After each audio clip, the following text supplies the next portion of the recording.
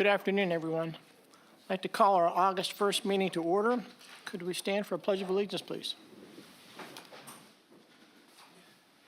I pledge allegiance to the flag of the United States of America and to the republic for which it stands, one nation, under God, indivisible, with liberty and justice for all. Thank you. Roll call, please. Mr. Labriella, Here. Mr. Moffett, Here. Mr. Bell, Here. Mr. Berner, Here. Dr. Heidingsfelder, Here. Ms. Tillerson, Mr. Wilson. Okay, we have 3 sets of minutes. Our first is under tab 1. It's minutes of the council meeting of June the 6th. Could I have a motion to approve, please? So moved. Second. Any discussion? All in favor? Aye. Aye. Aye.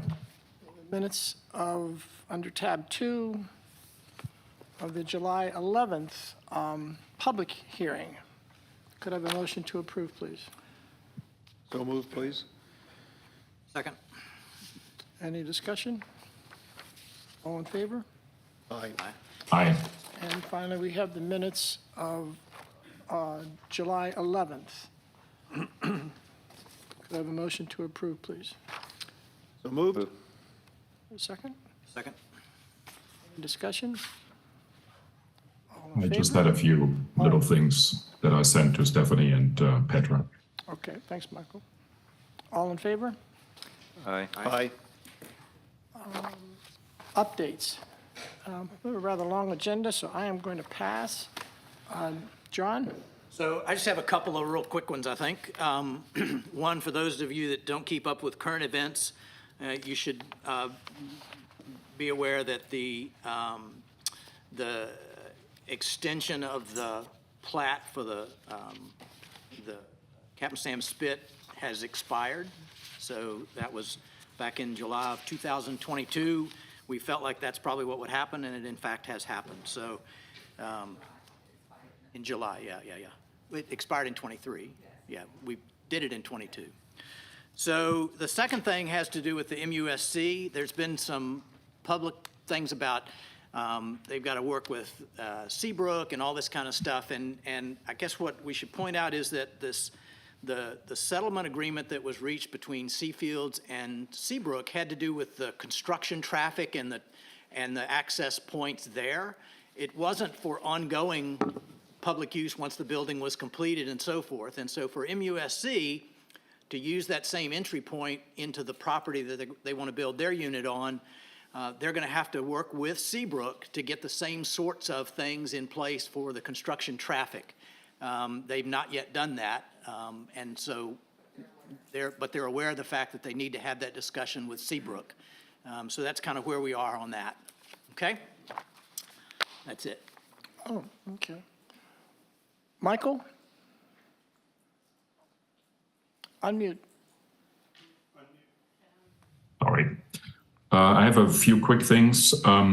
First, traffic mitigation at the first gate. I would again like to recommend to the community to study the proposal that was presented during the July Town Council meeting. During the council updates, I presented 2 plans. One, to add additional blackout dates around major holidays and peak seasons on the island to not allow new construction and major renovation projects to be conducted during those dates. That will reduce the amount of traffic to the island and off the island and mitigate the congestion that we all feel almost every day, and then limit the permits of the building licenses issued by the town. These are just 2 proposals that I brought forward last month to initiate more discussion about these topics, and I would appreciate that we see more engagement also from the community to these ideas, and I'm sure there are additional ideas how we can mitigate traffic and avoid congestions, especially at the first gate. For those of you that had no chance to participate in the July meeting, there's of course the YouTube, and there's also the document that I used on the website to download.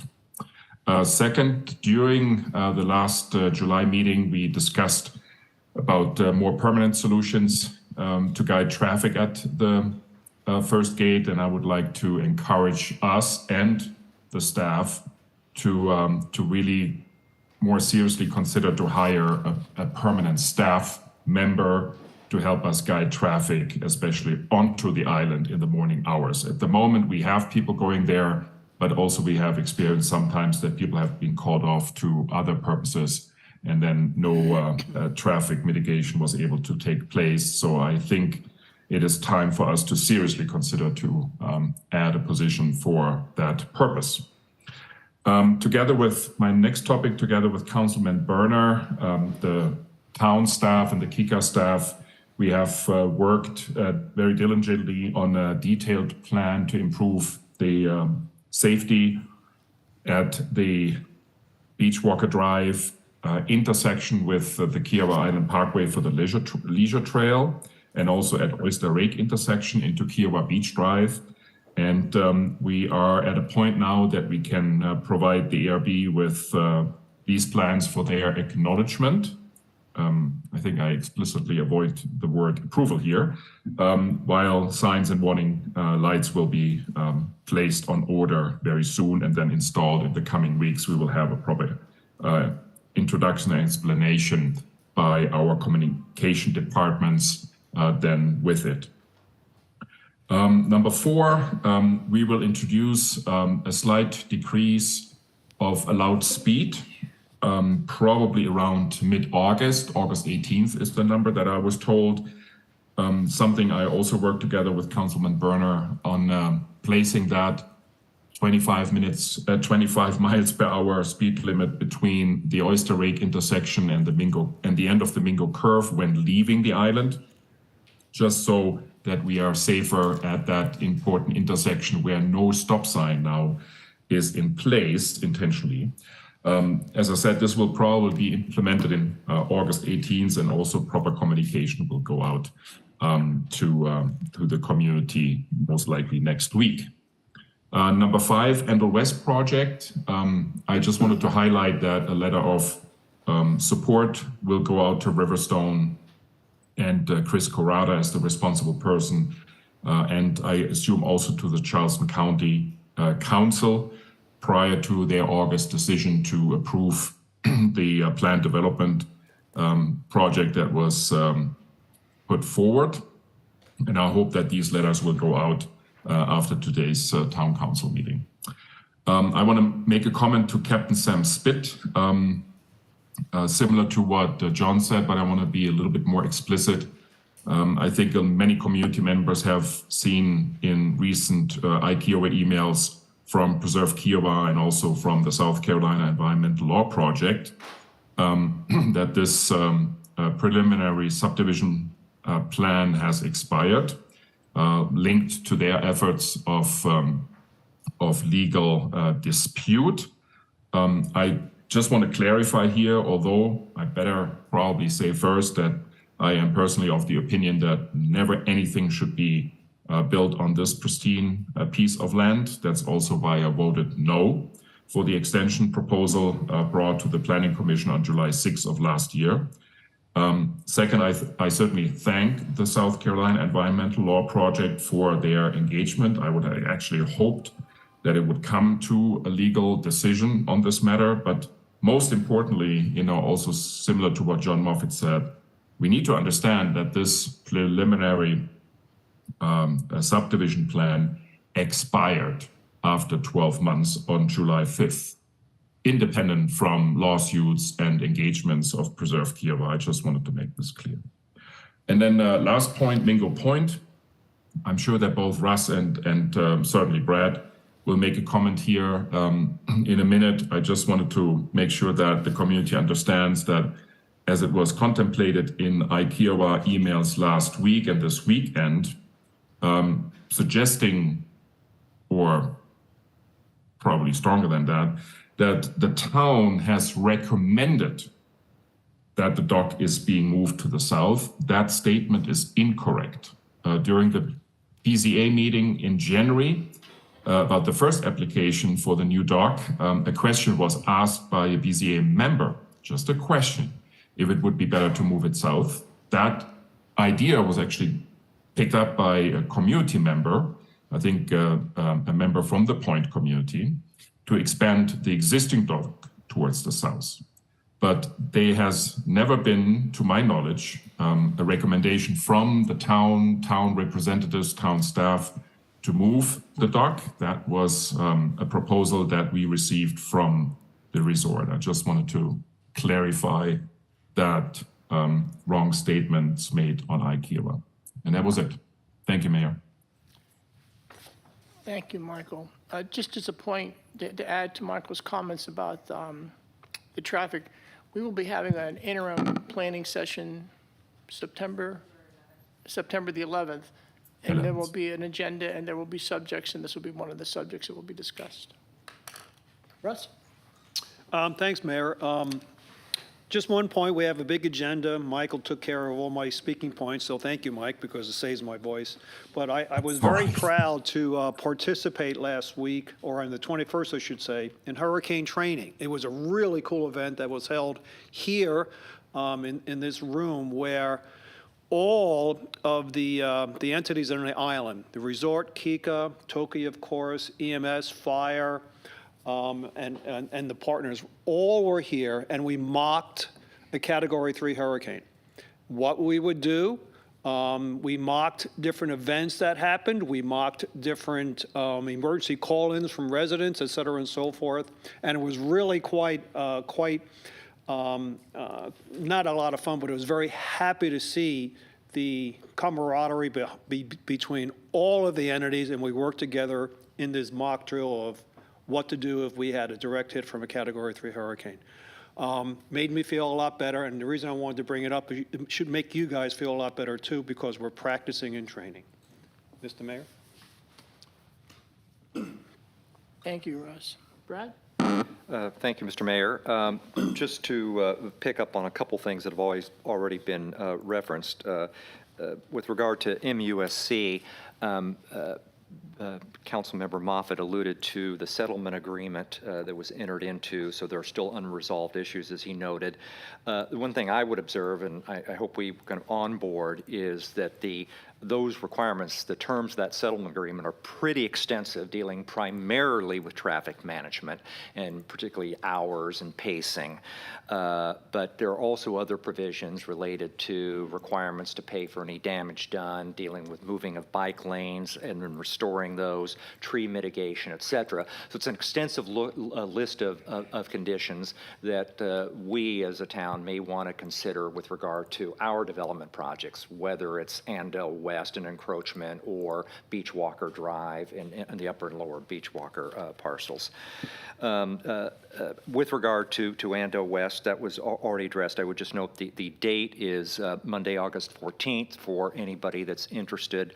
So that's coming up, and it's actually going before the Charleston Committee Planning Commission. This will be the revised proposal that's going before the Planning Commission, and this follows on the heel of the public presentation that was held a couple of weeks ago here.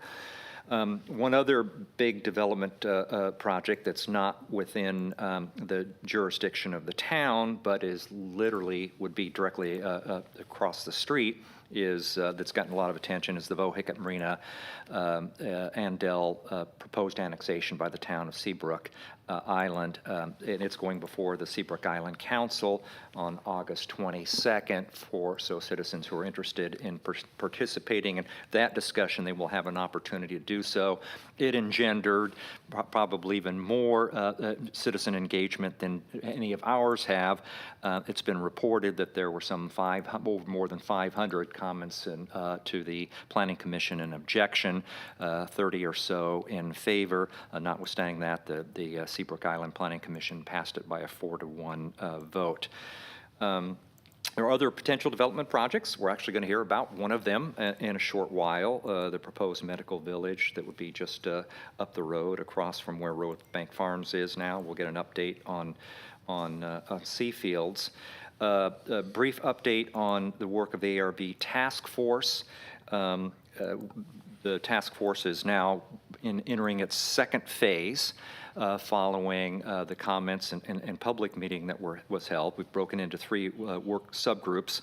One is working on a benchmarking exercise to try to figure out what other similar communities have done with regard to architectural review, and particularly a transition from developer to homeowner control and/or town role in that. The second work group is focusing on interim changes, kind of the low-hanging fruit, or what hopes to be low-hanging fruit, dealing with issues such as cost, fees, and deposits, and then also the scope of review, and particularly carving out things like routine repairs and maintenance. And the third work group will focus on longer-term structural changes. Related to that, you may have seen that today KICA put out an announcement. There had been a demand derivative suit, demand letters submitted to KICA by certain residents, property owners or members of KICA, and KICA board established a litigation committee, and they reported today that they've been in what they characterize as constructive discussions with Kiowa partners, and one of those discussion items is with regard to the future of the ARB. Councilmember Heidingsfelder mentioned Mingo Point. I won't go into the substance of that matter right now. What I think it, along with some other recent applications, have revealed is a potential significant issue with regard to appropriate notice to the community about development applications. And it caused, I think, the lack of notice requirements in the town ordinances, other than in conjunction with a public hearing, creates some unnecessary friction and heartburn.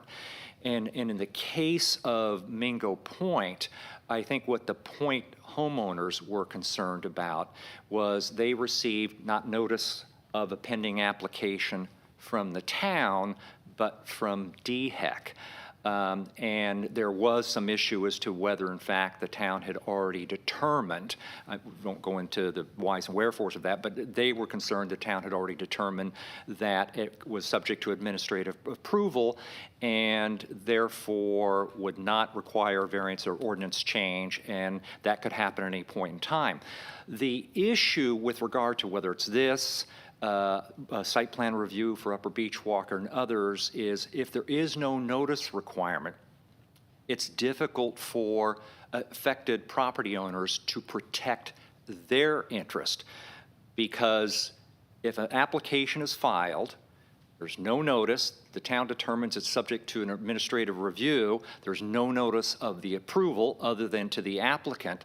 Our rules say that if an aggrieved party wants to challenge that, they have the right to do so before the BZA, but they have to do that within 5 working days. The problem is, if they don't know about the application and they don't know about any administrative action, it's difficult then to protect their interests.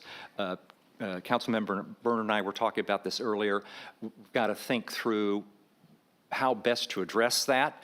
One possible solution would be required notice for every development application, required to be posted in the town's website, and every approval to be posted on the town's website.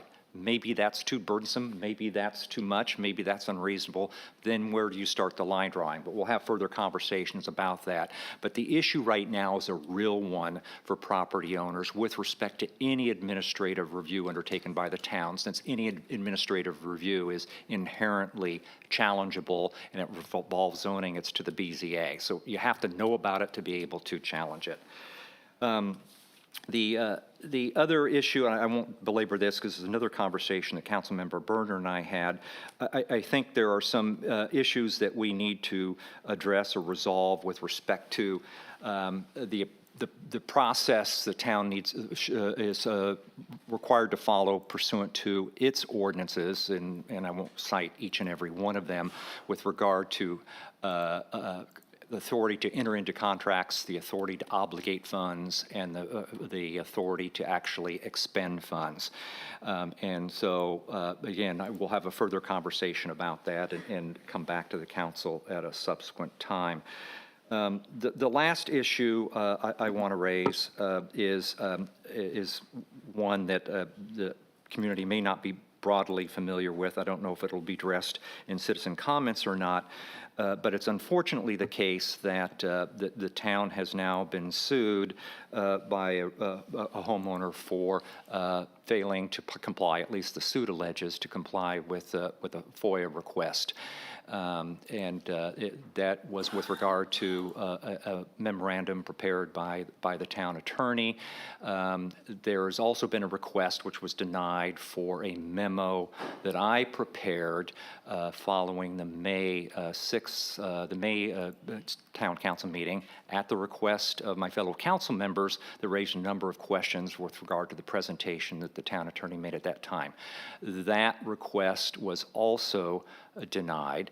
It is my view that those were inappropriately withheld, and I won't belabor that now, but I think it's disappointing that we would go down this path.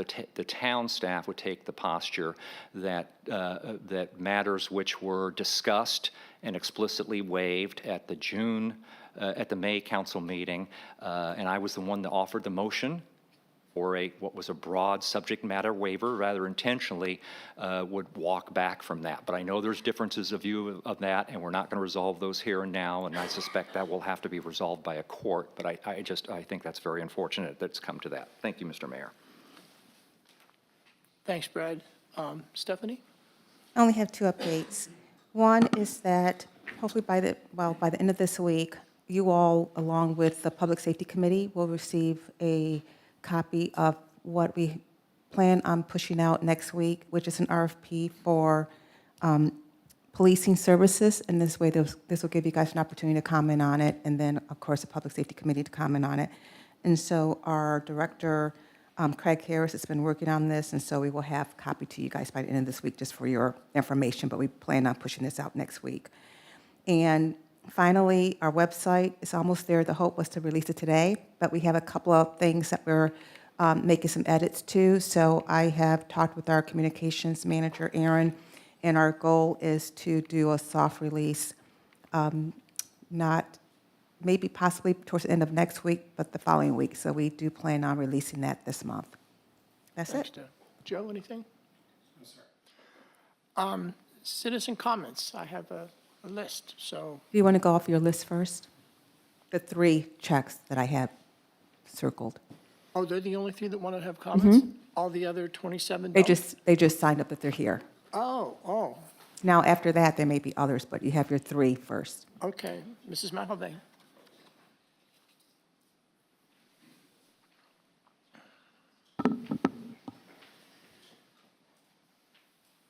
Maura McElvain, 146 Blue Heron Pond Road. I wanted to talk about the new business item under 10B, Rules of Procedure for Citizens' Comments, ironically. The current ordinance limits citizens to 5 minutes each. They want to now lower that to 3 minutes each. I just did a little survey of the last 7 months. I've attended almost all meetings for the last year and a half. Last month, 1 person spoke. The month before, 8 people spoke. Some people spoke both at the beginning and the end of the meeting. In May, 8 people spoke. January, 4 people spoke. This seems to be a solution in search of a problem. I don't understand why we're limiting citizen comment. Hard stop. State it easily. This council works for us. And I would think council would rather have things on the public record of our concerns and our comments and our even accolades if they do something right. I would think that's better than me approaching a single council person privately and having a conversation and it never getting circulated with the other council people so they know it's a problem.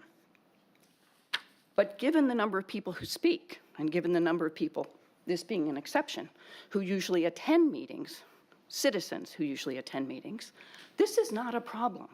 There's no reason to limit it to 3 minutes. 5 minutes, I can't even think of someone who's spoken 5 minutes in the last 7 months. So I ask you to reconsider the limitation because I think it, like a lot of things I comment on, I think it sends the wrong message. I think it sends the message you do work for us, but you wish you didn't have to hear from us. Thank you. Mr. McElvain. Mr. Fernandez.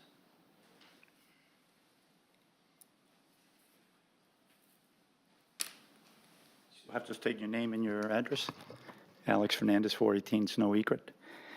You have a long agenda, a lot of new business, a lot of activity around controlling what happens at these meetings, which I won't comment any further than it has been. I would like to comment on 2 items on the agenda.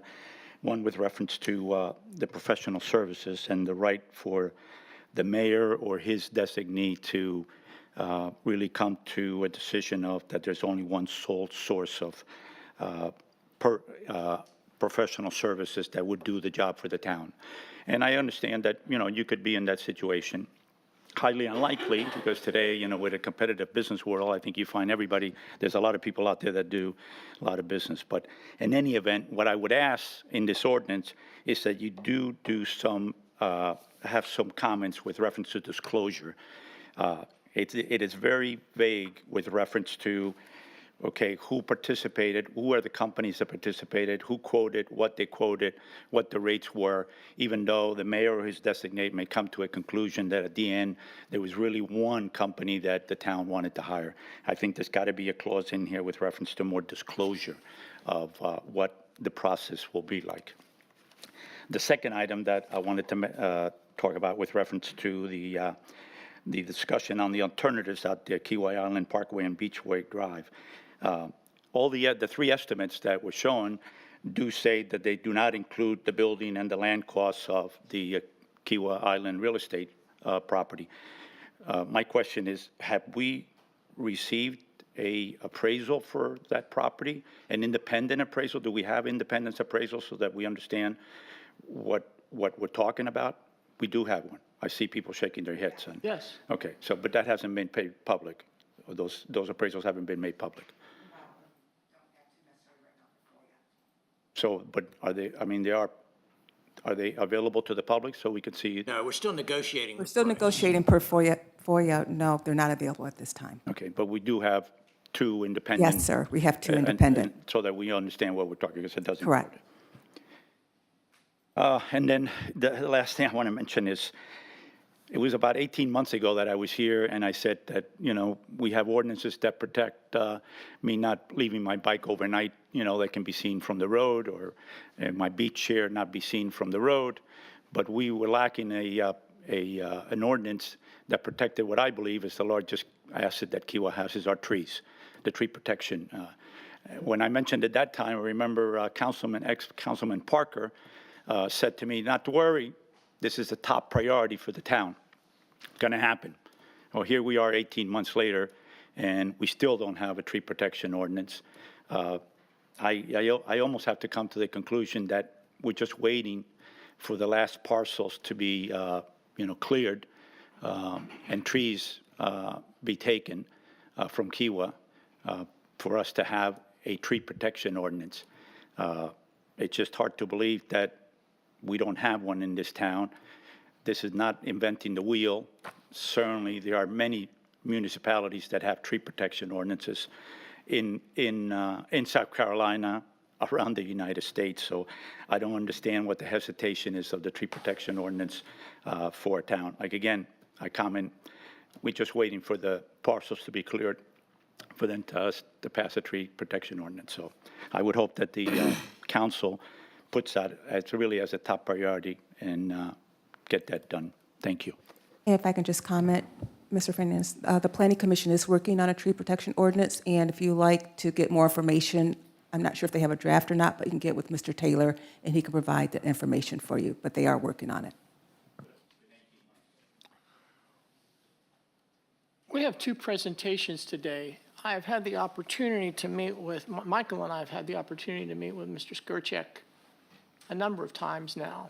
Mr. Skirchek and his partners, and they're all here in their businesses, so they look very, very official. own the properties, the property immediately adjacent to us, and then across the street, the next piece of property that goes up to the real estate office. Our conversation centered around primarily the property immediately adjacent, the one right beside us. So we've talked 2 or 3 times. John's asked if he could come before us and talk with the town council and share the health and wellness village proposal. All of this property going that way is all part of unincorporated Charleston County. So the town has very limited, well, we don't have any annexation authority like that over it. We just have interested as by being an adjacent neighbor. So I assured him that we would all be interested, and he is here, John, so I will turn it over to you if you want to introduce your team and tell everybody about your Health and Wellness Village. Yes, thank you.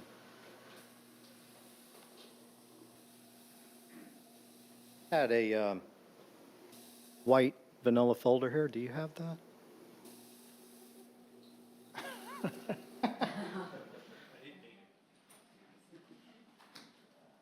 You put it under here? Oh, Maura took it. Oh, somebody. Thank you, thank you. And then, the PowerPoint, yes. Okay, yeah. I got that. All right. We have it up on the screen, okay. Well, Mr. Mayor, council members Heidenfelter, Berner, Moffett, and Belt, Town Administrator Tillerson, thank you for inviting us today to present this exciting opportunity before us and to be a part of your agenda.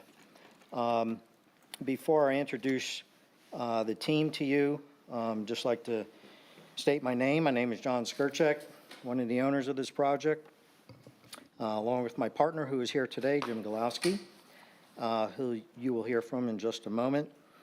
I initially came to Charleston in the early 90s and discovered the Sea Island soon after. I purchased my first property here around 1997, became a resident soon thereafter as well. I currently reside on island and have long witnessed the never-ending changes, while oddly enough, but evident, the lack of day-to-day healthcare services, and which is why I'm here today, to help bring about a solution and to engage the community and our council members to guarantee the best results. My partner, who is equally passionate, maybe even more so than I am, about resolving this issue here, would like to just say a few words before I introduce the team. Thank you, Mr. Mayor and Council. My name is Jim Galowski, and I've actually been a homeowner here since, I think, 2004 or 2005. And when I met John about 7 years ago, I said to him that it was actually kind of a morbid joke when I joined, that people were afraid of dying at the gate. And I said years ago that I would someday be the person who brings healthcare facilities for not only Kiowa and Seabrook, but for the surrounding area. In the 25 or 6 years that we've been coming here as a family, the growth has been, as we all know, exponential. And as one gentleman told me earlier, he lived here 30 years ago, and the roads from 17 here haven't really changed very much since in that 30 years. We are very passionate about this. We bought the property about 6 years ago. We've spent an inordinate amount of time. We've got probably 11 other people who live in Kiowa who are our partners. There are no external investors or partners. It's our project. It's something we want, and we want to make it available, not just for people in Kiowa and Seabrook, but for everyone on Johns Island. So I would appreciate any support that any of you can give to us in this project. Thank you.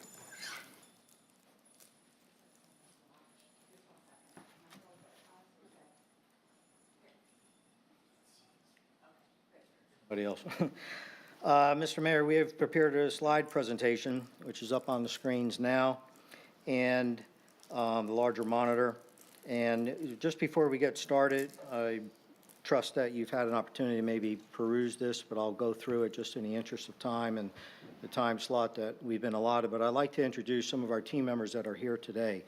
So first and foremost, Thompson Turner is here, Mr. Hal Turner, Jenny Kirk, and Bob Lally. Hal and I go back many years. We've engaged Thompson Turner about 2 years ago regarding horizontal and vertical construction. We've talked about means and methodologies on how to do a project logistically, challenging but very doable. And his track record speaks for himself, and we're probably going to have a spokesperson from his team speak to you here in just a few minutes. We have ADC Engineering, which is led by Jeffrey Webb. Is also a member of the BZA. He has headed off our civil engineering efforts as well as our stormwater drainage. He's also joined by Brian Stowe. So any of your questions regarding that, I'm confident that we can answer. Terracon is here. Will Salters couldn't make it, but Thomas Smoke here, who has participated in our geotechnical surveys over the past year and a half. Any questions regarding soils or borings and his findings, he'll be able to speak to that accordingly. We have Newkirk Environment, which you're aware of. Derek Myers has led the charge on our environmental consulting, as well as how to preserve and protect our wetlands and, in fact, enhance them and make them better. We have Beal Engineering, which is Jennifer Beal and her associates. She has done all of our traffic studies, which happens to be a hot button around here, and it is to Jim and I as well on how to reduce traffic loads off the island for medical services. We have Brandon Dermody here from the Southern Group, as well as Mr. Earl Hunter. Mr. Hunter is a former commissioner for DHEC, and he's been on our team for 2 years now to help us and guide us through the regulatory applications and what's available to us regarding wastewater treatment and what our other options are regarding utility or perhaps even a future tie-in if any of the utility companies decide to expand capacity. We have Caleb Rogers as well that's working with Mr. Hunter. And then last but certainly not least, we have LS3P here. Mr. Brian Worse will be speaking in just a few minutes as one of our lead architects, and he has prepared some conceptual renderings as well as some inspiration that he'll be happy to walk you through. So I'm just going to go through this slide presentation, which you may have already had a chance to review on your own. So Island Park Place, vision and opportunity. The vision is to create a community-wide health and wellness destination that integrates health consciousness and lifestyle into all aspects of the development plan. This village will support the goals for a high-quality mixed-use, pedestrian-friendly environment that will complement and enhance the emerging concentration of world-class healthcare, as well as supporting wellness practices. The Health Village concept is a distinct place, rather than a random collection of businesses, which will be a mixed-use collaboration of medical, health, wellness, supporting our local business providers, and residential uses. This will have an emphasis on walking trails, bike paths, high-quality development that will provide an uplifting experience for employees, patrons, visitors, and residents alike. How do we define the Health Village vision? Well, for us internally in our disciplines, it starts with project feasibility. Then it moves to pre-development, and then management of those efforts, and then technical consulting. This is a multi-use environment that integrates healthcare and wellness practices into the mixed uses with the objective to improve healthcare delivery by an integration of a variety of utilities such as traditional healthcare practices, preventative care, therapies, wellness, nutrition, exercise, health education, health retail, and health eateries, all set into a natural environment with professional services and living spaces. The trend that we believe for these health villages is to recognize the industry's future will transform from a healthcare system that historically focuses on treating the sick to a value-based one designed to keep people healthy and well. Slide number 4 shows the Charleston County Comprehensive Plan and what's inside that comprehensive plan is the designation for our urban growth boundary. This urban growth boundary was specifically designed, and particularly if you go on Charleston County's website, you can find the various different legends, but it is suburban urban mixed use. And the site that is located to your center left that we have delineated in fluorescent blue is the actual location, which, as the mayor has mentioned, is just down the road from us. Slide number 5 is just a zoomed-in slide, again, showing the urban growth boundary and showing where our site location is. When we move to slide 6, this is our conceptual layout, and we certainly have the professionals here that can speak to this if there's any questions. But essentially, our approach has always been nature first. I heard a gentleman speak earlier about the protection of our trees. Couldn't agree more. We have not only a grand tree protection zone that is equivalent to about 1 acre, but we have multiple protection zones throughout this site. We have led the charge with extended buffers. We've put a directive out on incorporating walking and bicycle pathway accesses. So we will have a sidewalk and biking path along Betsy Carson, as well as a pedestrian network throughout the village. And this network will also serve as a fitness path for our professionals, whether it be for PT training or whether it be for therapies and such. We have increased open spaces that we put out a directive with our team, and we believe today that that is going to be north of 50%. I mentioned earlier about our wetland preservation. We have Mr. Derek Myers here that can tell you a little bit more about what our plan is for that. We've led with a low-impact design. This is very important to us since between Jim and I, we probably share a history of 50 years of being on island here. We also want timeless architecture. We believe that we can have the best of both, not just nature and also serving the public's needs, but let's do it in a very thoughtful manner.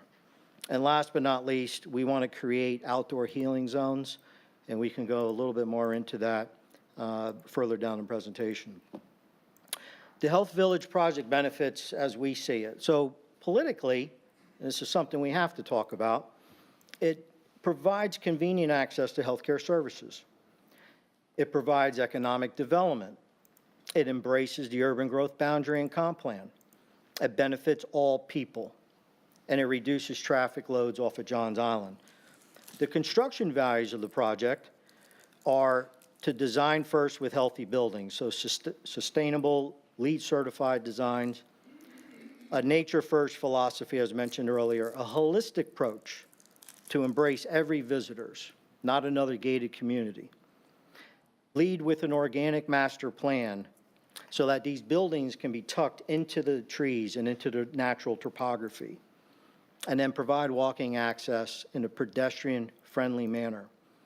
Some added benefits for the project is decreased taxes versus more high-end residential. Supports our frontline workers, supports our local farmers, supports our local businesses. And again, it just serves all community members. Our development philosophy can be found on this slide, which is our meticulous approach, as my partner had mentioned, for several years now, to try to put out a directive with a Nature First program. So again, protecting our trees, extended buffer zones, walking bicycle paths, and one day we hope that we are leading the charge to connect that all the way through to our other property and working with this body here to see how we can take it even further. Open spaces, preservation, and low impact. This is all part of our directive.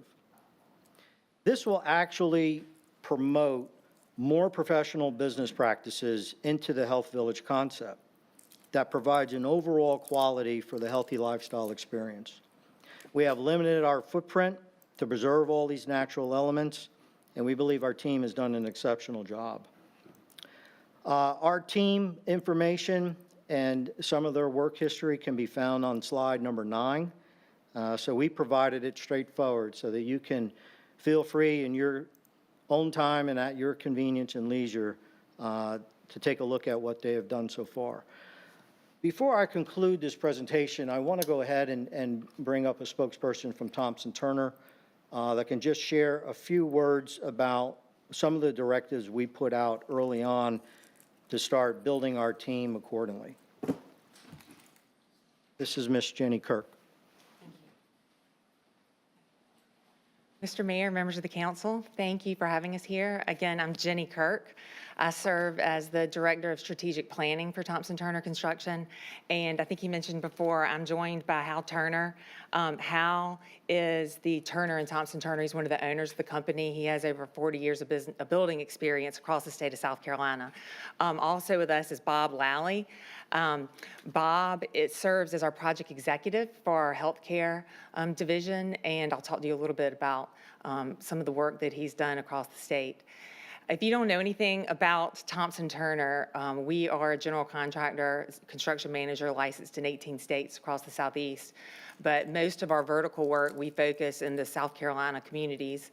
We have offices in Greenville, Columbia, Sumter, and Charleston, and serve a number of sectors, including K-12, higher education, commercial, hospitality, and then, of course, healthcare. Specifically in healthcare, we have built a number of projects in a range of size and scope. We just recently completed a small replacement hospital in the PD community for the Medical University of South Carolina, and are currently working in the design and pre-construction phase for the Nexton Hospital that you may be familiar with in the Somerville community, as well as 2 large projects for MUSC downtown, which is the College of Medicine and the College of Health Services. We've also worked for Prisma Healthcare on some smaller projects that would be maybe even more relevant to what you'll bring to the Health Village. There's a mammography lab, cardiology lab, and Bob is now completing a small addition to an emergency department for Prisma as well. So we really enjoy working in the healthcare sector, and we think this is a really important, obviously, project for your community. And so we also wanted to talk about why we think it's important to choose a team that is sensitive to a community such as this on these barrier islands. Hal has extensive experience working in the barrier islands on the coast of South Carolina, from Beaufort all the way up to Charleston. And we think it's really important to start very early working with the community and everyone involved to make the accommodations that are needed, to be sensitive to your residents, to be sensitive to the neighboring businesses, and just to be sensitive to your traffic patterns and like John said, to the land and to nature. And we have that experience, and we love to continue to collaborate with John and his team and you to build this project. We actually have several of our team members who live down here, specifically on Johns Island, who care about this community, and they would be available to be part of our job site project team should we go into construction. And so finally, I'm just going to end on that with the team. I have been working personally with John and several others, Terracon, very early on. We walked that entire job site a couple of different times and really looking at constructability, not just that, working with him early on with design ideas, sensitivity to the land. We do have an in-house civil division that can perform work. And we really believe to set a project up for success so that you're not having the problems during construction that many times construction gets the bad rap for. You set that up during pre-construction and planning and design. And we can say that we really do have a proven team with both ADC, the civil engineer, and LS3P. We're working with ADC across the state, from the upstate all the way down to Charleston. We actually just finished up a project called Capers Hall, which is a large academic building on the Citadel campus in downtown Charleston with ADC, and are working with them in other areas of the state. And then, of course, with LS3P, we've been working with them for many, many years. And so we would continue to work through all the entire design and pre-construction process to hopefully set you up for success and address any of your concerns.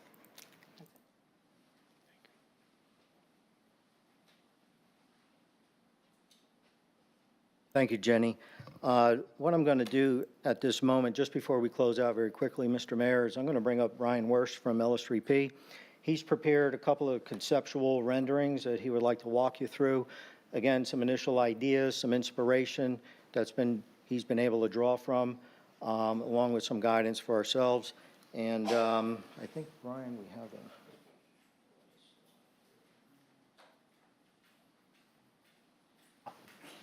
There you are. I might need your help.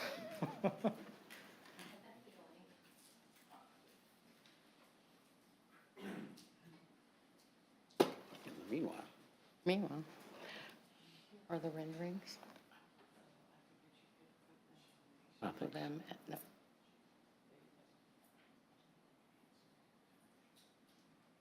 Great, thanks. Mayor and I'll be council for right back. having us here today. It's unique. Actually, a lot of these images actually came from John, right? He beat us to the punch on this. Normally, we like to be the driver of the vision, but it's also part of our role, right? We design without ego, and so when John came to us with not only the concept and the vision, we fully embraced it and took from what we could, right? These are some of the inspirational images, and you see the inspirational words there also. You know, we're talking about kind of a cool, comfortable Southern living manner of living. So just, can I just advance, or I got to close out? I can't because you have it on Oh, individual. sorry. You didn't make it one PDF, they're individual. Sorry, my bad. Okay. I'm a Luddite by trade. We also want to show some images of the inside and interior architecture, right? You know, the driving force or guiding principles in this project is really creating a warm, comfortable architectural expression that enhances the mission of the medical village. You know, for being a place of creative healing and health. From not only the approach, but, you know, the physical approach, the walkability, the courtyards, the landscape. You know, as an architect, sometimes it pains me to talk about landscape and architecture together, but we're trying to create a timeless architecture that's kind of grounded in Southern comfort, nested in its environment with simple palette of materials. And so that, there are some opportunities for exceptions, right? So that this village feels organic, a la your village here, and thus becomes kind of a welcoming space for all.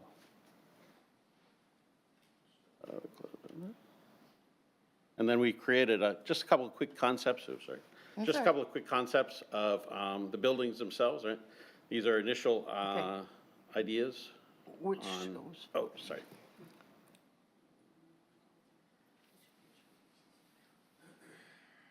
Council no Yeah, worries. yeah.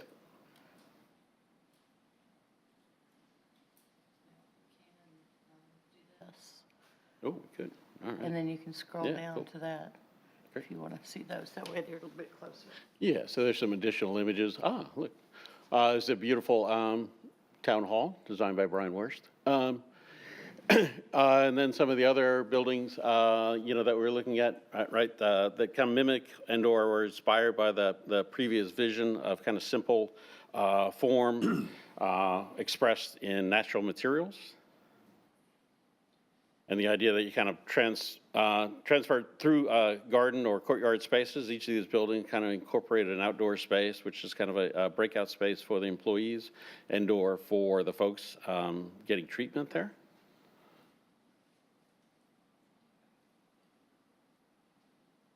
Lastly, you know, there will be some commercial spaces here, and this is the idea that's really kind of an enclosed porch that really embraces that notion of indoor-outdoor direct connectivity. And then if there was, you know, there's room for some taller buildings in the back, so there could be some kind of differentiation between the materiality in those locations, but also a lot of the similar principles reside in that one too. And then just some additional images on the interior. We are available if anyone has any questions directly regarding the architecture. Be glad to answer any questions.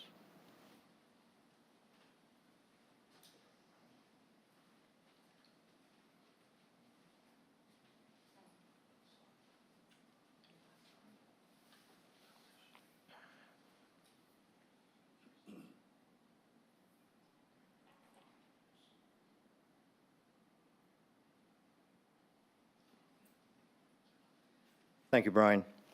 Mr. Mayor, apologize if we ran a few minutes over. So in closing, one of the things we wanted to mention is tell us what you think. We have launched a survey recently, and it is as organic as we can make it, and it's exactly that. Tell us what you think we need. You can comment. You can click different suggested example practitioners, treatments, therapies, you know, medical services, et cetera. and just, and please send it on. I will tell you, Mr. Mayor, that what I have here today is, since we've launched this, we've had about 100 different surveys already filled out, and it's just really amazing to hear from the people's voice on what they say we need here. And so someone on my team is going to actually be doing this in an organized file for you, and we know that it's really not in your purview to get involved in county activities or processes, but it is important, since we're neighbors, that we really all understand what the people's voice is saying. And so we definitely want to pass this on to you. We want to pass it on to our council members. And again, on behalf of Jim and I, our entire team, we want to thank you for this opportunity to be part of your agenda. John, thank you. Thank all of you for taking the time this afternoon to come. I'll open it up for some questions from the council, but what will be really important, and this is, but we've mentioned now a couple of times, it's a county project. Where exactly is that at? Quite frankly, I know a little bit about the timeline, but where exactly are you relative to planning department of the county, presentations, public hearings, all those types of things? We have one of our attorneys here that can answer specifically about the process, but we intend, as we move towards the fall, to try to be before Planning Commission at some point then. But John Williams can answer more specifically in terms of processes, because he's handling that. Thank you. Thanks, John. Mr. Mayor, members of council, there are a couple of items. We've been in constant contact with the Planning Commission for probably since about January, and sharing with them our version of this PD document and trying to incorporate comments that they had and take their advice and recommendations. There's a couple of things. A full-blown application has been submitted? No, just drafts. And so before we do the final submittal, we wanted to incorporate all of planning's recommendations and comments, which we're in the process of doing some of that right now. The formal submittal should be ready to go, as John mentioned, sometime in the coming months. And then once that happens, it's about a 4 to 5 month process. Are you with staff? Or are you with the Planning Commission itself? Me? Well, the project. Is it? You've been talking with staff, but you've been before the Planning Commission. So the way, and y'all probably are familiar with this, but there's an initial meeting that's required with the Planning Commission, and we had that a little over a year ago. We had that meeting. Once we file the formal application or the formal PD submittal, then we'll go before the Planning Commission. Okay. So that second meeting has not yet occurred. Good, okay. Council, please, questions? So when would you think initial tenants would move into the village?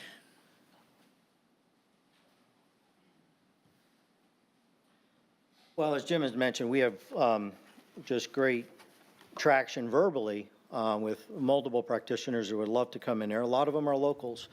So depending upon how we make out at Charleston County, Thompson Turner, it would be turned over for horizontal construction, and at that time, shell construction. And I believe they're working on a proposed timeline. They may not want to speak to that today, but it would be dependent upon as fast as they can go vertical with our project. So when would you estimate that first tenant to go in? If we really had a great run at this, we'd like to put some keys and doors as early as, I would say, 2026. But John, some comments I've heard from various people on the island is that there was concern or belief perhaps that this was going to duplicate some of the services that was going to be coming in the MUSC down the street.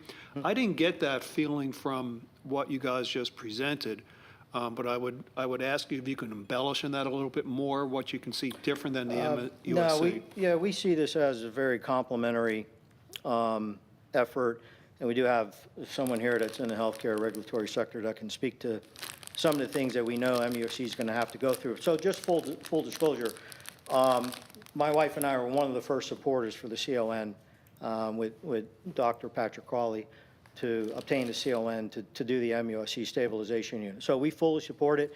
We absolutely need it. But the day-to-day, the week-to-week services, the transition that's going to go more towards what we believe people are moving here in droves is for the active adult lifestyle, the active family lifestyle. So anything from pediatrics to our aging demographics, this would be a critical mass of those specialists that can be in one convenient location that serves all communities. And I really believe that that's what our model is built around. And in fact, we believe MUSC is still going to need some MOB space. We're happy to talk to them. But again, we were one of the first supporters for the stabilization unit because we know we need it. Thanks. But just to clarify, at this point, this is not dependent on either Roper or Trident or MUSC. This is a purely development. Anything else, Mike? Thank you very think much. Mr. Michael I have a Hayes. few questions, please. Mayor, if I may. Sure, yep. Okay. A few questions to John, because I mean, we met a few times about the old schoolhouse property, but never really talked a lot about this project. So the title for this entire project is certainly, appealing, and I would think that, a lot of community members, will embrace this. The question, though, is which part of the Sea Island community? So my first question would be, so do you expect that the medical services that will move into your building will provide also Medicare and Medicaid, or will it be purely private? We have someone here that can probably answer that. I'm not a healthcare expert or on the insurance side, but I'm going to bring up Brandon Dermody just for that specific question, and then I'll come back up. Thank you. Mr. Councilman, thank you. I'll address that question. Name's Brandon Dermody. I've been in the healthcare industry since 1994. I am PHM certified in managed care and have spent most of those years dealing specifically with Medicaid and Medicare. In my early years, I was on a merger acquisition team out of Philadelphia, and we purchased the largest Medicaid plan in South Carolina called Select Health, or First Choice. We have over 450,000 members, and we work very closely with all the providers in the community. To answer your question real shortly is most of those providers are going to take Medicare and Medicaid for the most part. You will have some specialties that choose not to do that. Those may be outside of those selected services that a Medicaid recipient would be qualified for under the state plan. So hopefully that answers your question. Okay, so we can expect that some of the community on Johns Island can also leverage or use or benefit from these medical facilities. Absolutely. And one of the other things that we've worked with is John has graciously offered the county and the community an opportunity to save space in case they had a specific provider type or provider that the community wanted to work with or wanted to develop to meet certain disease states that may be experienced outside, on the island itself. Thank you. My second question, again to John probably, is more conceptual. So it's a great title, but then you talk about mixed uses, you talked about even residential uses in your intro. Could you give us a little bit of a better understanding of, taking the whole project, the whole square footage, how it will probably divide up between these different uses? So, we're going to be required upon the final submittal that John and Williams had mentioned, where all of this is incorporated into a plan development document, which will be made public. But to your specific question about the mention of these uses. So inside the comprehensive plan, it calls for suburban-urban mixed use. So we happen to want to integrate healthcare into as many of those uses, if not all of them, that we can.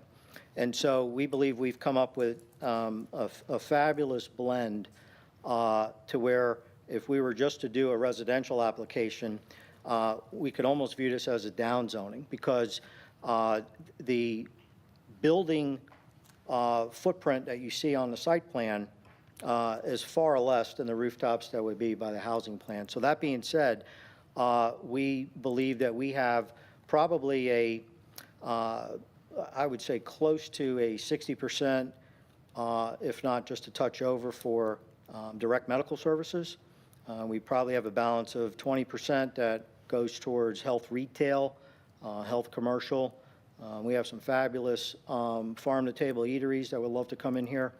And then a lot of the practitioners that have approached us that would like to either put specialists here or at least practice here have all asked us, well, you know, can we offer the community, you know, just some on-site, on-staff availability? And so we're proposing a very, very limited number of residential functions, primarily just because our healthcare practitioners have asked us to include that, and it fits the comp plan, and it's part of the suburban-urban mixed-use legend. So hopefully that'll answer your question. As we get a little bit more further down the road and finalize our PD outline, we would be happy to come back in and actually share with you what that is going to ultimately look like.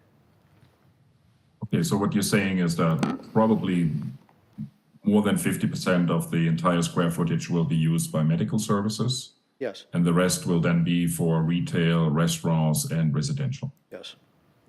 Okay. And last question, remind me again, the current entitlement on the property prior to whatever rezoning is requested from the Charleston County, what exactly is your current entitlement? Current entitlement. In terms of, I think it's purely residential, and then how many units? Well, it just falls under an R4 designation. Mm-hmm. And again, our specific uses and percentages will be outlined in the final document that's going to be prepared by John O. Williams. So, you know, I'd like to leave it to him to actually provide some of those specifics as he finalizes his comments with staff. But do you have an idea how many dwelling units would be allowed on the property at the moment under R4? At the moment, well, R4 calls for 4 units per acre. So we have just about 18 acres. I'm sorry, go ahead, Mike. No, I'm fine. Thank you. Thank you.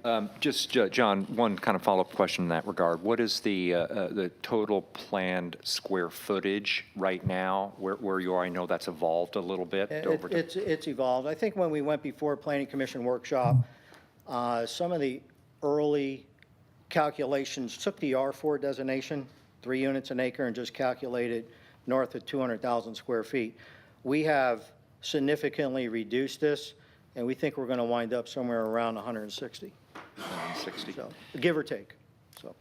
And what you said you've had ongoing conversations, and the plan has evolved to respond to feedback from the Charleston County Planning Commission staff. Can you share kind of at a high level what their issues or concerns have that you've, you know, with regard to the original plan and what you've done in response to those? I'll probably let John Williams take. I haven't specifically been engaged with the staff, but he has. Most of their comments have been. Could speak into the mic. Oh, please? sorry. Yeah. Most of their comments have been somewhat general in nature. It's mainly their interpretation of the ordinance and how they want information presented. As John mentioned, you know, originally we started out with the plan, it was about 200,000 square feet, and that has come down some. They wanted to see more, maybe less generality and more specifics, and so we've tried to reduce some of those uses down to clearly delineate which ones are allowable.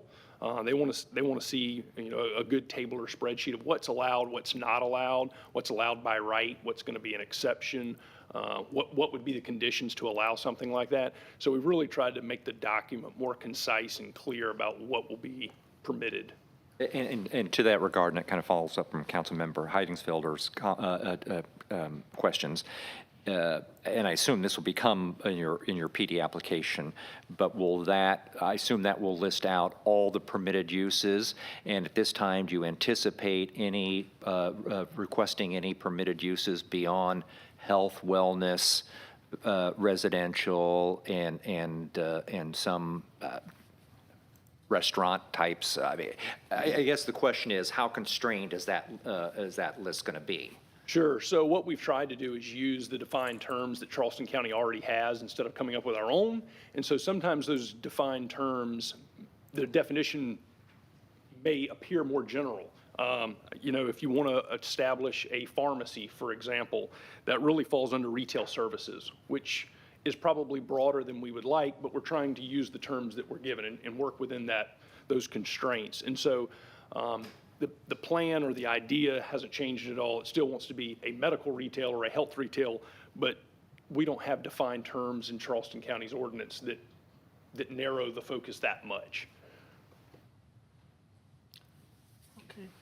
Thank you. Thank all of you very, very much for taking your time this afternoon, sharing with us. We'll keep in touch. Oh, Charlie, didn't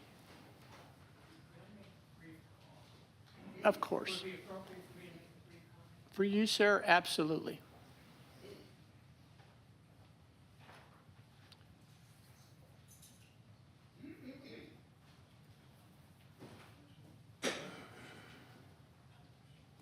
Most, if not all of the commentary has been on the technical aspects of this project.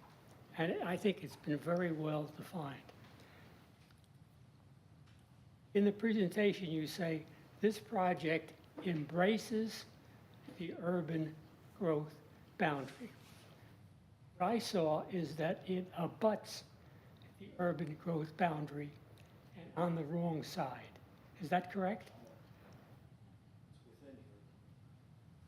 Within the urban growth boundary? If it is within the urban growth boundary, then I have no issue. Thank you, Charlie. Thank you. Thank you all. We have a second presentation. Richard? Richard, are you here? He's coming up. Where's Richard? Do you want, Richard, would you allow everyone to leave? Yes. Okay. Mr. Ackerman is the CEO of Black Rock Partners. Big Rock Partners. I wish I was a CEO of Big Black Rock Rock, Partners. Big Rock, sorry, Black Because then my Rock. salary would be So about that would 100 be- times what it is. Yeah, but and you was be here- under a lot of other flack that Larry That's true. Fink is under right now.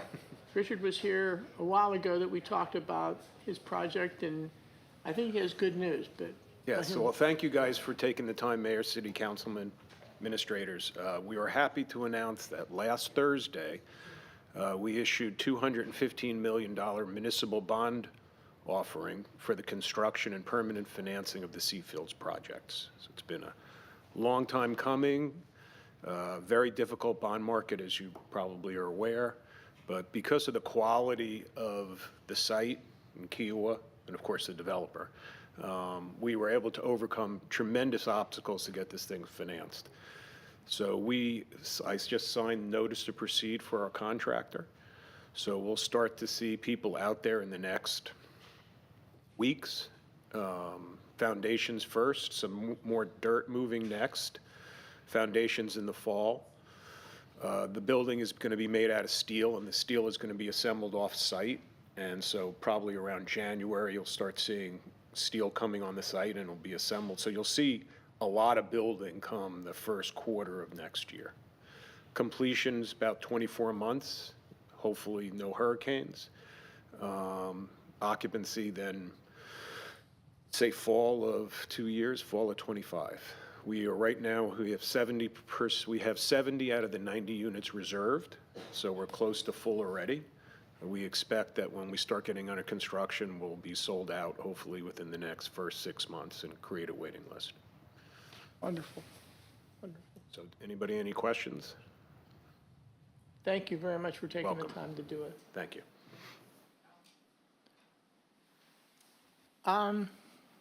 Okay, those are our presentations. Old business. We talked about this at Ways and Means. John, do you? So at Ways and Means, we talked about this request to approve this feasibility study by the Elko Construction. And what the Ways and Means Committee recommended is that the town council approve this contract with the provision that the initial assessment be executed, and then we have a full stop to evaluate where we were before we continued. So approval of the contract with just the first phase being authorized to be executed.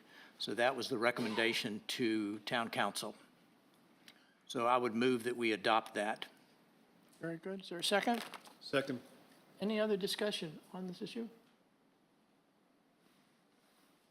Hearing none. All in favor? Aye. Aye. Aye. Okay.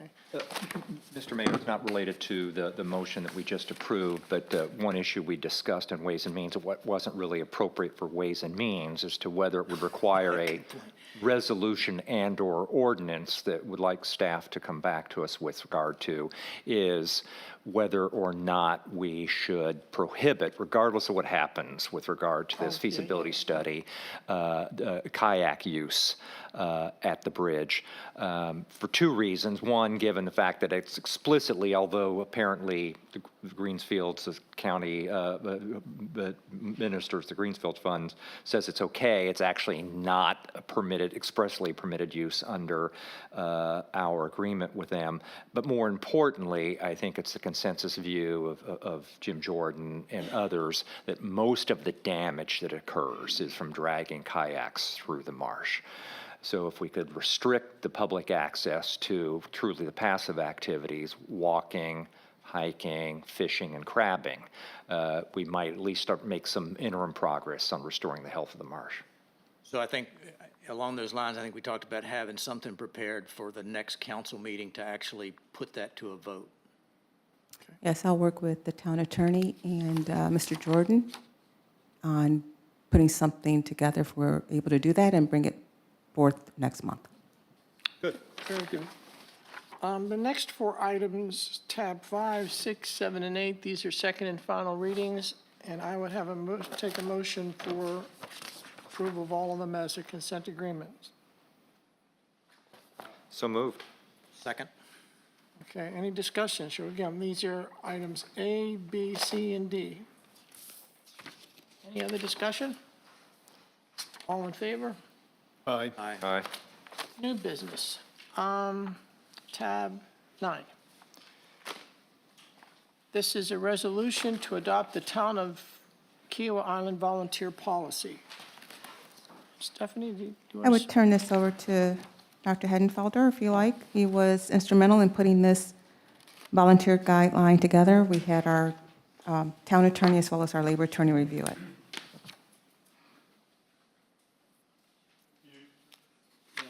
Mute. You're muted. Sorry. So as an outcome of our discussions during the February 2023 retreat, we wanted to clarify some of the responsibilities and requirements for volunteers that are serving for the town of Kiowa Island.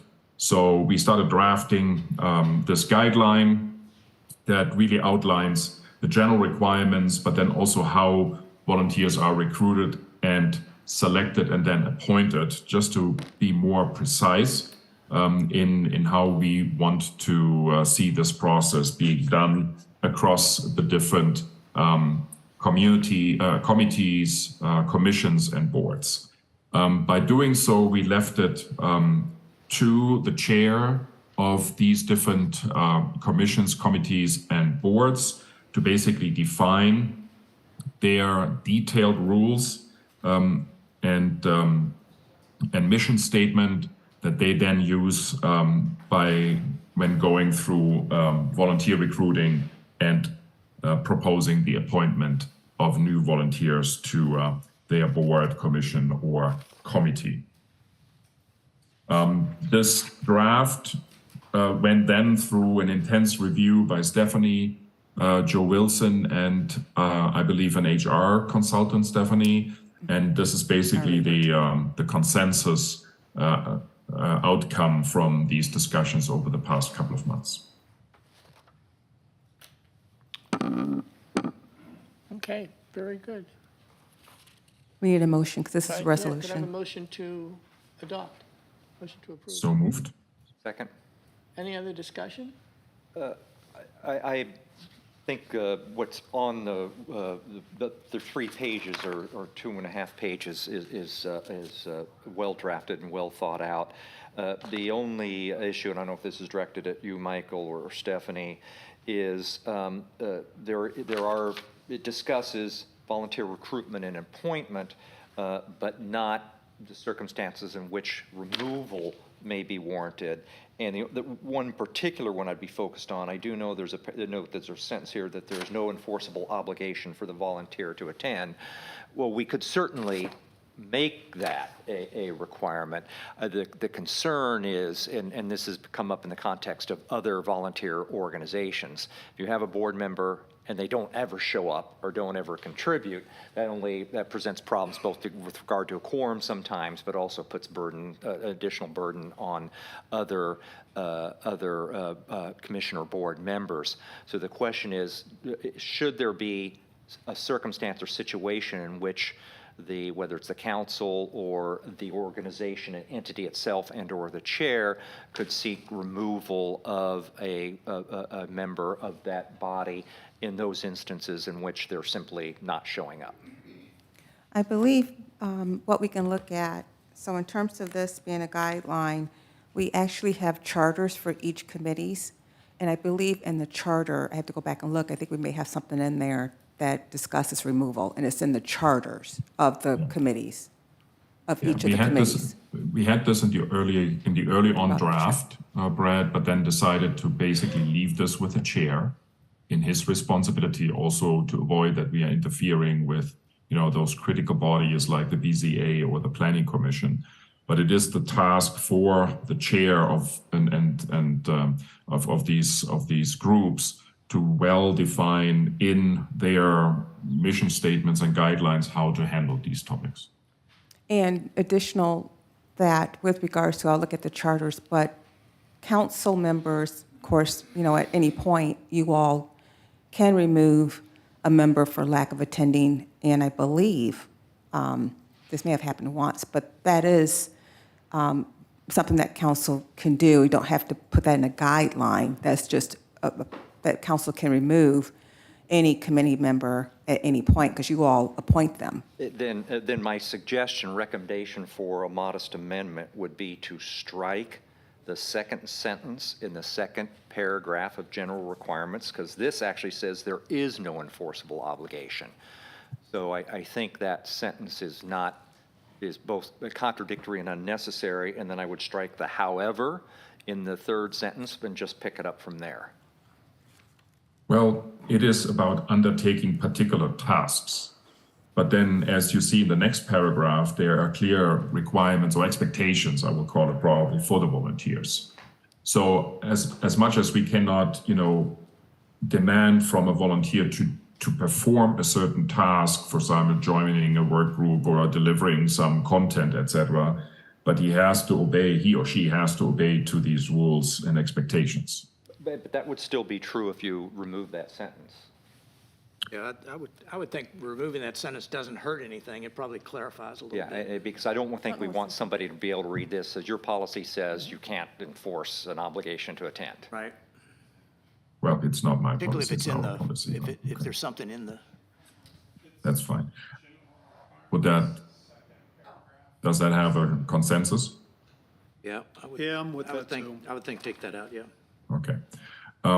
One last comment I wanted to make, also in light of the discussions that have taken place a week or 2 weeks ago on IKEA about term limits as it relates to the KICA bylaws, I believe. I think that was also part of the first draft, but then decided to leave that again to the chair to define what term limits are appropriate for the different commissions, boards, and committees. Just for clarification.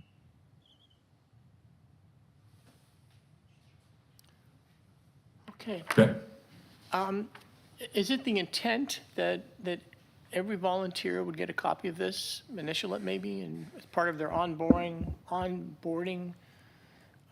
We would work on that, yes, because as some of the things, for instance, with our Turtle Patrol, volunteers come in and out that we have no idea, but we will at least make sure the captains and the chair get it, and hopefully they share it with their many volunteers. Okay. Yeah. We've had a motion. How did we leave it with your comment? Would move approval of the volunteer guideline as amended? And the amendment was what, to strike that sentence? Strike that one sentence. That second sentence, yes. In the second paragraph. Okay, And so you've moved. Yeah. I'll second. okay, we've heard the discussion. Anything else? All in favor? Aye. Okay. Aye. The next tab is 10, B, item B. So that's me. You want me to do that? Yeah. So the ordinance that was in place basically was pretty limiting. It said that you could have 15 minutes of comment time and so forth. It was very restrictive. So what we tried to do here was two things. One is remove that overall time so that you could just, if there's 50 people that want to speak at a meeting on a topic, that we had the time available to do that. By doing the 3-minute limit, we tried to have some semblance of control. But to Ms. McIlvain's point, the message that sends might not be the best message, even though most people probably aren't going to speak 3 minutes. Like, for example, in today's citizen comments, we had one was substantially less than 3 minutes, and the last person that spoke was a fairly good size amount over the 3 minutes. Not to pick on anybody, but they had a lot to say. What can I tell you? So I guess the question would be, do we just want to take that out of the 3-minute time frame? Most municipalities have a clock on their speakers, but again, we can always come back and add it later if we find that it's problematic. Maybe we make it as open as possible, let people have their say, assume they're going to be prepared when they step up to talk and not just ramble on. So I would propose that we maybe take a motion that we approve this with the amendment that takes out the per speaker time limit. Item, that's 2-B. Is that what you're saying? Suggest, section 2-308. Why don't we go back to the 5 minutes then? I don't think we should have no time limit. Myself. Well, that's the one you're talking about. Yeah, the individual speaker time limit. Observe the 3-minute. And Russ, you're suggesting 5. Go back to the 5 that was there before. Yeah, I would support that. I think we need I would support clarity. that, but delete the, under specific circumstances, we outline that, just council has discretion to extend the time allowed. Yeah, I mean, I think you have to have the discretion to extend the time. Yeah, so if 5 minutes with a discretion to extend, I would be. You okay there? I do have one other proposed amendment, but I don't know if you want to take these serially or not. Well, Yeah. yeah, here's my, here's is my the- 2 cents. I think it is very difficult for a community member to come, attend, participate, step up there and start and make their point. I'd get rid of the time limit. God bless them. If they want to come and they want to talk and they're nervous and they're anxious and I don't want to be wow, ding, ding, ding, that's cumbersome. That's cumbersome. We'll know if somebody's rambling on, like somebody should say, you're really rambling on, or something to that effect. But I'd rather not get into time limits. That's my own, I've been doing this now for a while, and Fine with that as well. Okay, I'm just fine with that as well. So let's take the no time limits on total time or individual times. yeah. Okay? Yeah. So do we need to vote on that one? Well, my original motion was to remove the individual times, which is. The 3 minutes. My motion. Yeah, I'll stick with that. So do we vote on that motion, What did you just say? I move that we strike the yeah. limiting times. Strike subparagraph B. And I wouldn't Yes. replace it with anything. To B2B. be, yes.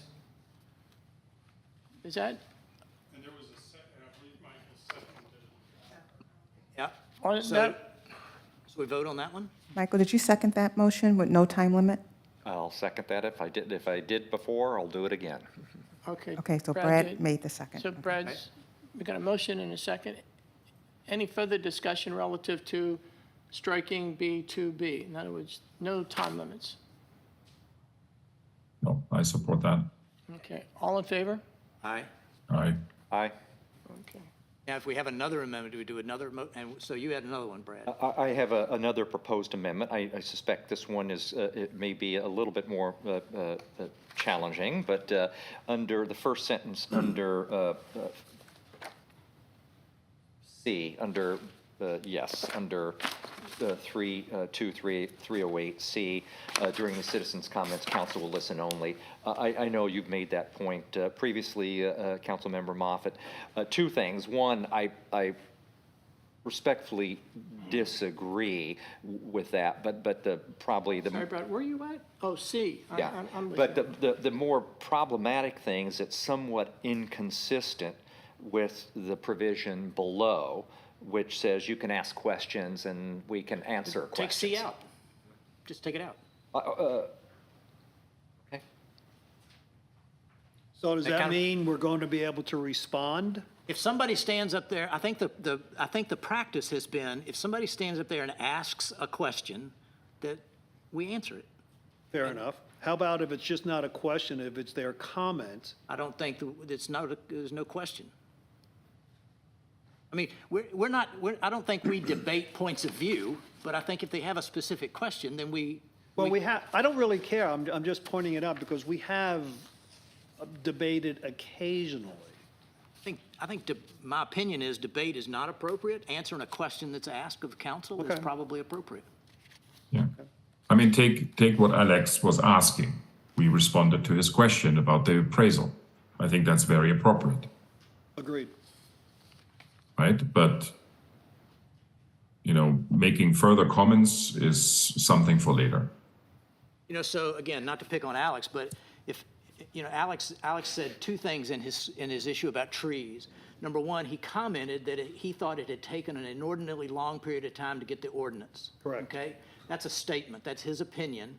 If we don't share that opinion, okay, but that's his opinion. Now, if his question is, are you working on a tree ordinance, then we should answer that. The I answer agree. is yes. Yeah, I agree.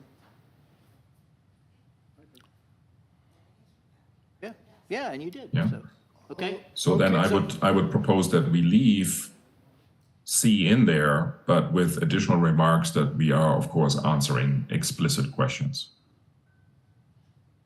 Well, which is what D says. Yeah. So I'm Yeah. saying C, you really. Yeah, you're right. You really You're just right. take C Correct. out. That was... Yeah, C's no longer needed. Would move the deletion of paragraph C. So, He made a motion, you just need a second? all right, I second that. Okay, and the motion is to delete C now. Yep. Second. Any other discussion? All in favor? Aye. Aye. With gas, Aye. okay. So now do we have to have a motion to adopt the revised Yes. ordinance As as amended. amended? Can I have one more question for the discussion? So we talked about this prior, and in the interest of time, I think also the mayor made a few statements here and there about that community members should please not repeat what was already said by other community members in that part of the agenda. Should we include that or just leave it as a general understanding? I don't think you can include that because that's a fine line because some of that is interpretive. Somebody may have a slightly different opinion, but it sounds like they're saying the same thing, but ever so slightly different. I would not put that in there. And I suspect that some people would just want to associate themselves with a remark and be on the record as taking a position. Right? You okay with that, Michael? Yeah, I just wanted to make sure that we talked about it and made a decision, that's all. So I move that we adopt this ordinance as amended. Second. Any other discussion? All in favor? Aye. To me, this all falls under the broad rubric of, interaction between volunteer municipal officers and the community at large. So there has to be a give and take. And we had a couple of them earlier about communication that was being sent out that needed to be qualified. So I think we should hold to that. I think we ought to be mindful of communication that's going out, and when there's communication that's inaccurate, we ought to be able to clarify. Conversely, if people have opinions that they wish to share, they ought to be able to come up and share it. But we're not quite that sophisticated or mature of a community that it has to be that regulated. So I think we have to be able to go back and forth.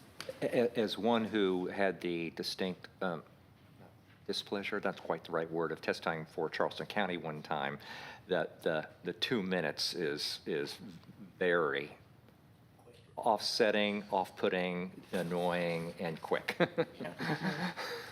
Okay, to amend the time, this is purchasing. This is me again. Oh, So, I was giving you a lead-in. so, so this ordinance is to address the issue that we had, that the mayor had to approve all contracts. And so we made some changes to where it is the mayor or his designee. And that was the basic change in this ordinance. However, before we got started with the council meeting, Brad gave me a suggested change, which I think is a good plan. In section 4-412, instead of this very short paragraph that's in the document here, Brad is suggesting two parts. One, and I'll read these to you if you don't mind. It says, a contract may be awarded for supply, services, or construction item without competition if the mayor and the town's purchasing officer determine in writing that there is only one source for the required supply, service, or construction item. Except for contracts with a total potential value of $20,000 or less, public notice of the intent to award without competition shall be posted on the town's website at least 5 business days prior to awarding a contract. And then Part B says written documentation must include determination and reasonably detailed basis for the proposed sole source procurement. I think both of those are good plans because it kind of takes everybody off the hook of preferential treatment for a non-competitive environment. And so I would submit a motion that says we adopt the revised ordinance 2023-13 with this amendment as I've just read it, for section 4-412. I would add another qualifier, or another, I should say, another situation. When an emergency is called by the mayor or the governor, that would then allow entering into a sole source contract, even if there are other available contractors, because you're in an emergency situation, you need something now, you don't have time to go out for bid. You need to have it today, you need to have it tomorrow. I would add that criteria. Mr. Maybe Berner, already, we have that yeah. currently. We have the mayor, through our emergency management and also policy, I believe, the mayor has authority up to $150,000. I have to double check that, but we already have that as a policy. We don't need to add it here. That's already, No, we that's do already not. in ordinance. Okay. There was an earlier comment about, I wrote disclosure. Does that fit into this? No, that's a different. Oh, Well, he did raise that, but in a sense, this addresses, I think, in part, these changes, the questions that were raised about disclosure. all right. So that was my motion. Second? Any other discussion? I would just note, and thank you to John, that I had originally was going to try to address this in the context of the ongoing ordinance review, but because we had 412 coming before us today, this was an opportunity. I would simply note that what we're doing here is largely conforming our sole procurement provisions to that for the state. That under the state statute for state procurement. I just didn't want to read all of that Yeah, statement. no, that's right. Okay. All in favor? Aye. Aye.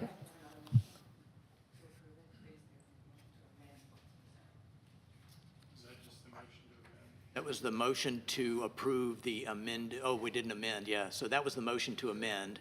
And now I'll make a motion that we approve the amended ordinance. Second. Second. Any other discussion? All in favor? Aye. Aye. Item D, tab 12, John, you want to take that?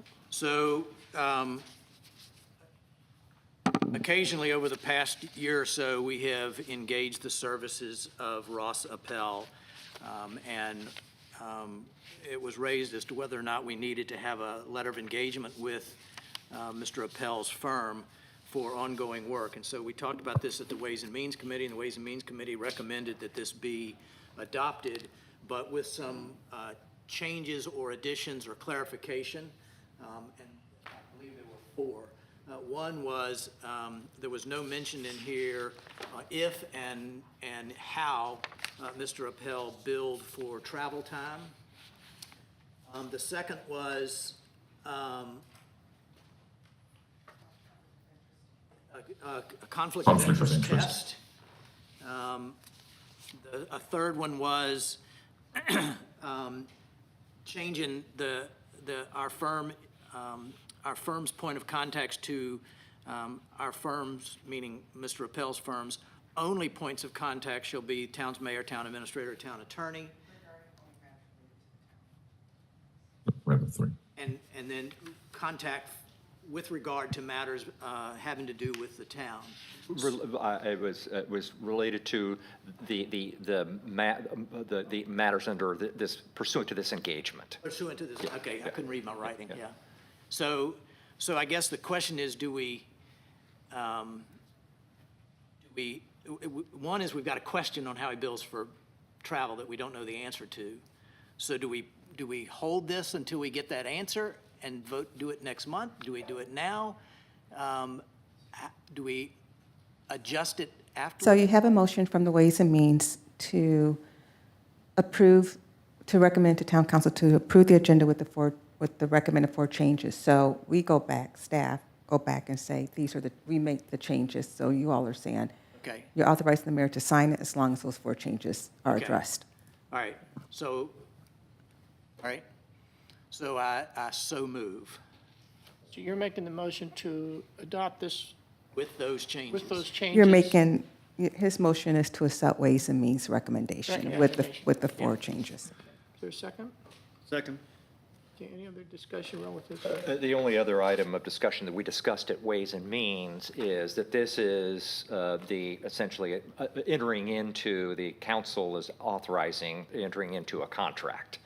That's the engagement letter. This in itself does not authorize the expenditure of funds pursuant thereto, and we also discussed whether it would be appropriate to have some kind of cap before coming back, that would require, if you're going to exceed the cap, require coming back to the council.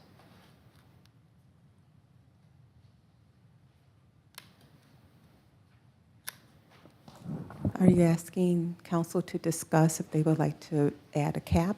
Or we we would just talked- let them know? Yeah. I think I thought we had concluded that it wasn't necessary for purposes of the engagement letter. Right, Yeah. okay? So with those motion, can I have a motion with those suggested changes? The motion is to accept Ways and Means Suggest Ways recommendation. and Means recommendation. Yeah, so moved. Is there a second? Okay, all in favor? Aye. Aye. Aye. Now we need a motion to adopt, right? Yeah, can I have a motion to adopt as amended? So moved. Second. Any other discussion? All in favor? Aye. Aye. Janitorial services, Brian made a presentation to the Ways and Means to adopt the Blink Facility Solutions. Could I have a motion to approve? So moved. Second. Further discussions about the janitor, we discussed it at Ways and Means. Any further discussion? All in favor? Aye. Aye. Aye. All right. F.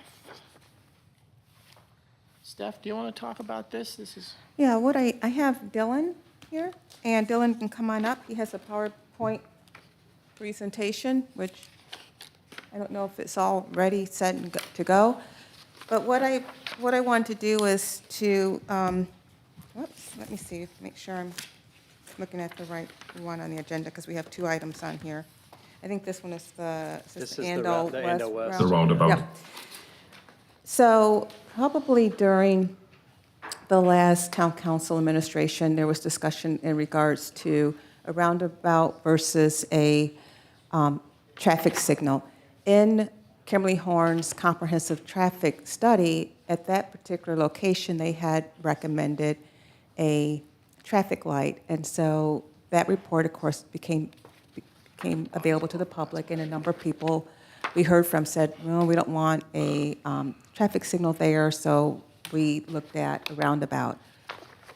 The Andale West project that is currently right now in the hands of the county, obviously that road belongs to us, and what happens there at the intersection is something that the town and Riverstone are working together. And listening to from the community, we did look at a roundabout.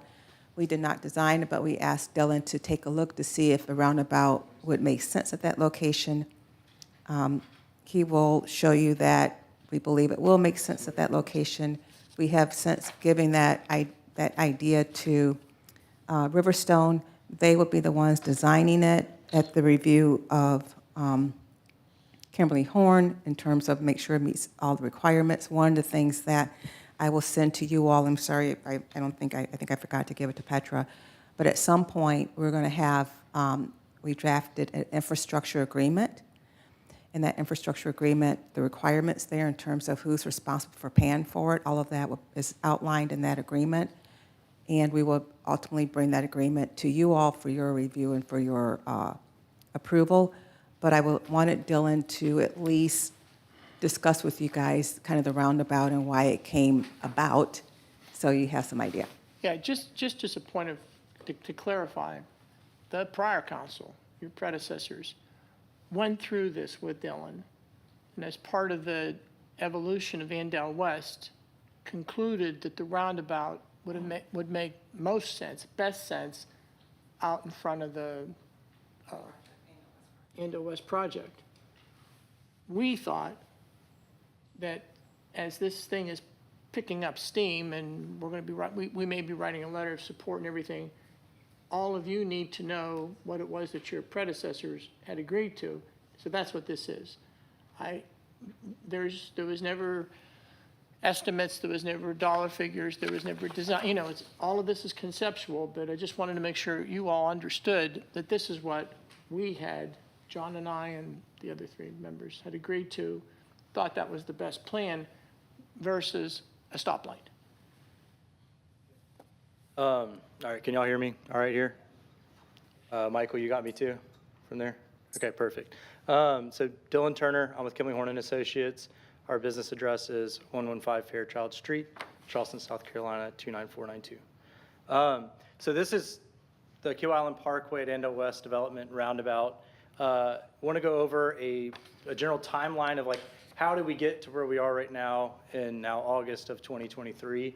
So the developer for Andale West had Ramey Kemp, which is another traffic firm, do a traffic study, traffic impact study for that development, and the town asked me to review it. And so we provided some initial feedback. No real massive changes to their study were recommended from us, but their traffic study recommended either a traffic signal or a roundabout.